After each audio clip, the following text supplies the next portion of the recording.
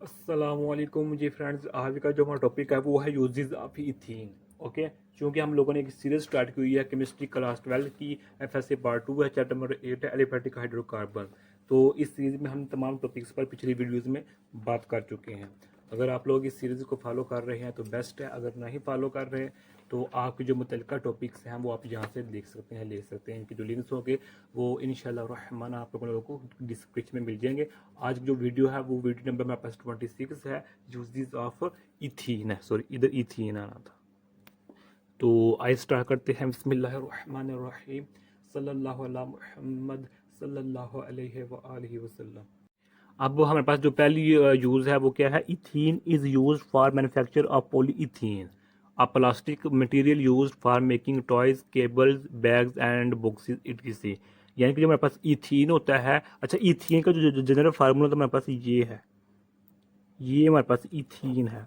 Okay, carbon carbon है तो इसमें डबल बॉन्ड है, एक सिग्मा बॉन्ड है, एक पाई बॉन्ड मौजूद है। ये हमारे पास इथीन का फार्मूला है। तो इथीन को हम पॉलीथीन के मैन्युफैक्चर के लिए यूज़ करते हैं। और जो हमारे पास पॉलीथीन होता है उसका हम यूज़ करते हैं प्लास्टिक मटेरियल्स बनाने के लिए, टॉयज़ बनाने के लिए, यानी कि खिलौने बच्चों के, केबल्स बनाने के लिए, बैग्स बनाने के लिए, बॉक्सेस बनाने के लिए इसको हम यूज़ करते हैं। ओके, यानी कि इथीन को हम पॉलीथीन बनाने के लिए इस्तेमाल करते हैं और पॉलीथीन को इन चीज़ों बनाने के लिए इस्तेमाल करते हैं। और जो पॉलीथीन है इसको हम पॉली इथाइलिन भी कहते हैं।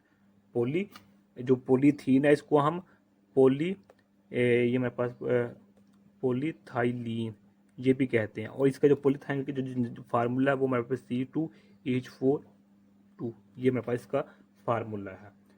ओके हो गया। अब जो सेकंड यूज है वो क्या है?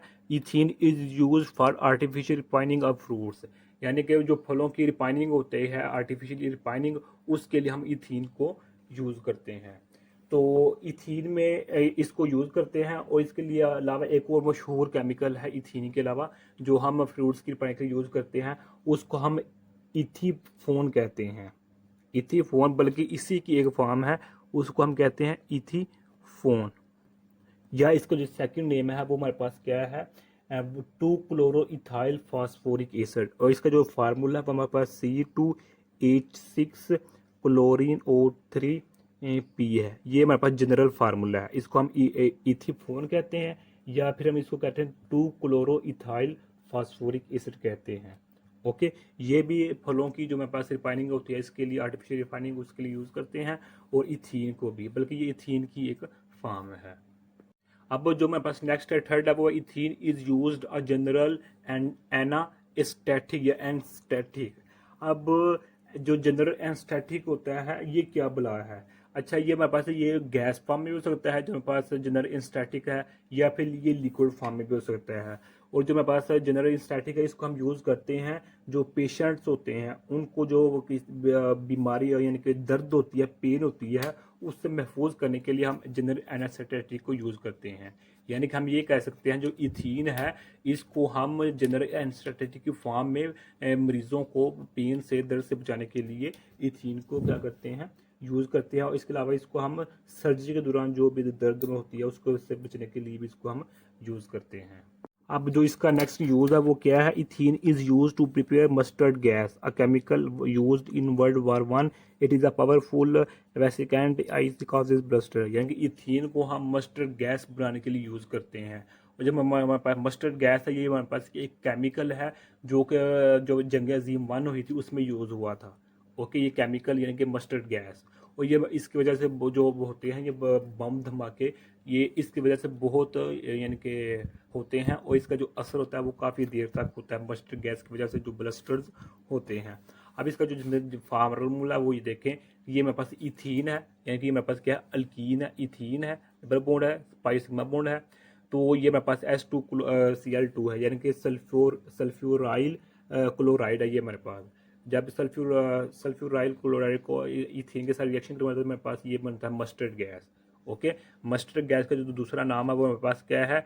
2,2, या फिर ये मेरे पास beta beta dichloro ethyl sulphur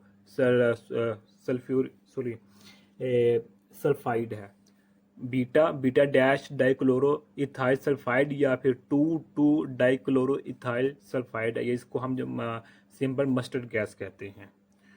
okay हो गया। और अगर इसके हम जो फार्मूला है वैसे वो हमारे पास ये है Cl2S, ये हमारे पास मस्टर्ड गैस का फार्मूला है।